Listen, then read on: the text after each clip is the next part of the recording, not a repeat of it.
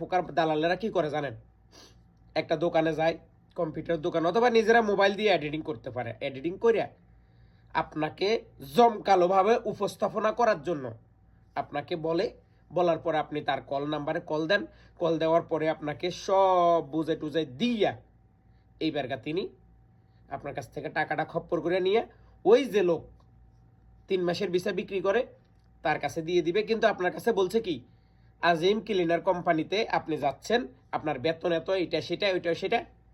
যখন ভিসা লাগার পরে দেখছেন আপনি কোম্পানির কোনো এই নাম, তখন আপনি বলছেন কি, আরে ভাই আপনার কাম হবে এই কোম্পানিতে, আপনি বুঝেন না এই কোম্পানির ভিসা উঠে না, ওই কোম্পানির মালিকের নামে ভিসা উঠছে, ওই কোম্পানির বেটা মালিকের নামে ভিসা উঠছে। তুই এত কথা বলস কিলে বেটা, যাইবি না যাইতি না সেটা বল। তোর পাসপোর্টে ভিসা লাগে গেছে, এখন তুই যাইলেও টাকা দেওয়া লাগবো, না যাইলেও তুই টাকা দেওয়া লাগবো। এখন আপনি কি করবেন?